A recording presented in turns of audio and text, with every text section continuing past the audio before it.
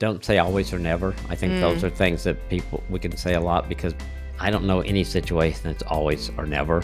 We're a couple of fighters here at my house. I know you guys are too. We're not people who are sweeping things under the rug. We're going to get it out. No, because it's so easy to fall in those unhealthy patterns. And then you feel stuck. It's like every time we fight, this happens. And I think there's a way to say the things. I'm not saying you stuff things in, but it's a lot better if Nancy sits down with me and says, when you said this, it really made me feel bad, or it hurt me, or it kind of triggered something in me that I didn't really like.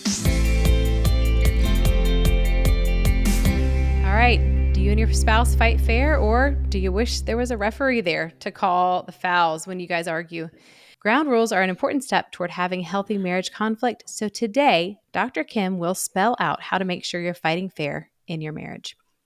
So if you need help to fight fair and truly resolve issues without making things worse, you are going to love today's conversation. So Dr. Kim, you ready for this? Oh, yeah. I am curious how many of your couples come to you because they want a referee? Sometimes, I think they want an audience. Oh, yikes. Nobody I'm seeing now. This is people I saw years ago. Yes, of course. Yes. Yeah, Right. I've just heard so many people say, yeah, we need to go to counseling because we need somebody to tell us who's right and who's wrong. Yeah, and of course, that never works. Right. But I think some people want, or they want to be affirmed, and I get that, but there's better ways to kind of handle it. Yeah. So let's talk about those, because I would love to empower people to fight right and stop making things messier. What are some of the basic ground rules for healthy conflict in marriage?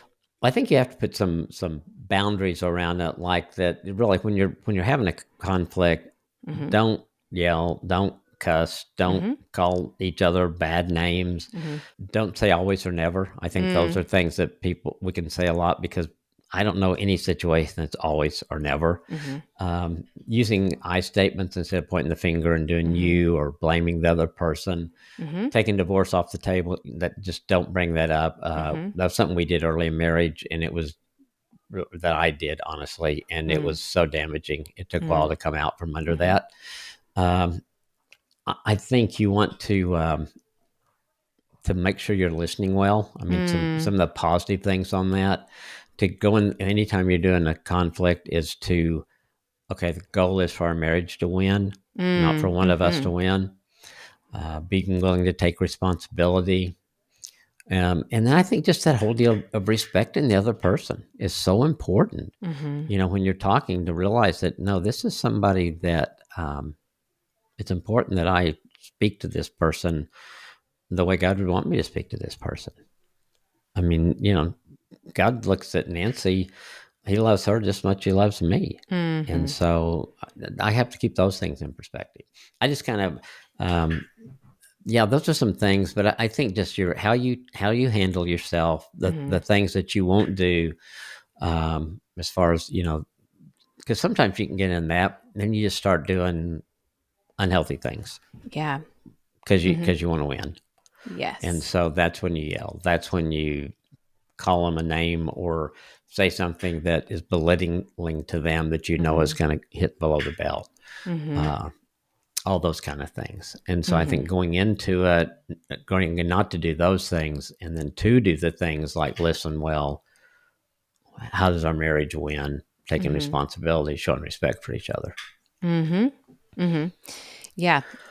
Man, those are good. That's going to be a lot of work for some people, because I know we're a couple of fighters here at my house. I know you guys are too. We're not people who are sweeping things under the rug. We're going to get it out. No. And so it took us a while to learn some good ground rules for sure.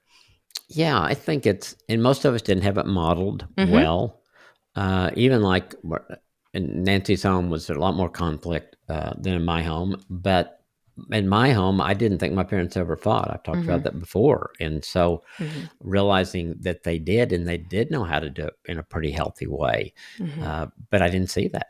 Yeah. Because they didn't do that in front of us. And so most of us, I think when you hear the word conflict, you don't get this warm, fuzzy feeling. It's like, we're afraid of it, or our experience has been those things. Somebody's yelling, somebody's screaming, somebody's hitting below the belt, somebody's,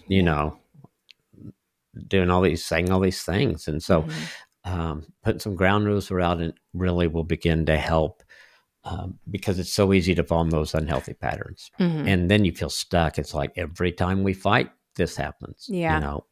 We can sit down and we start, and then all of a sudden we're yelling at each other again, or throwing things at each other or whatever.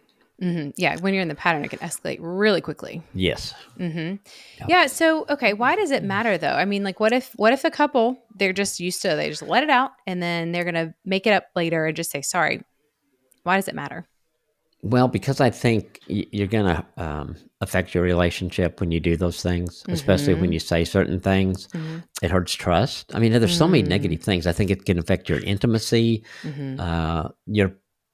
Is it going to help you get to a resolution, just a vent? And I think there's a way to say the things. I'm not saying you stuff things in, but it's a lot better if Nancy sits down with me and says, when you said this, it really made me feel bad, or it hurt me, or it kind of triggered something in me that I didn't really like. Can we talk about it? I mean, that's great. And we get everything out that way. And if she starts to scream at me, or I'd scream at her, well, that's not getting us anywhere. And it's pushing us farther apart. It escalates. All those kind of things it can just make conflict where you think, I just don't want to do this. And then sometimes people just avoid conflict, and then nothing ever gets settled. Yeah. Yeah.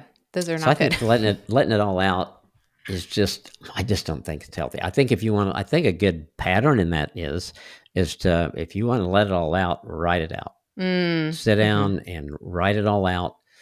And I think that's therapeutic. I think God kind of wired us. I like to use or pencil and paper when I'm doing that, or pen and paper, because I think there's just something, the way we're wired, that seems to help. And then it gives you a chance to kind of look at it and you think, ooh, if I say that, she may be, getting out the suitcases. I don't know what's going to happen there. And so you're able to kind of think it through and say, okay, what do I really want out of this? Okay, I want this to happen. Okay, is that going to help me get that to happen? No. Okay, how do I say it differently? And so you can begin to process that way. So sometimes, yes. And then I think you can also let it out with God. We can say, okay, God, I don't like this. I'm mad, blah, blah, blah. Can't believe she did that. Why'd you give her to me? Why didn't, all this kind of stuff. Why didn't you give me a robot, or something like that? Right.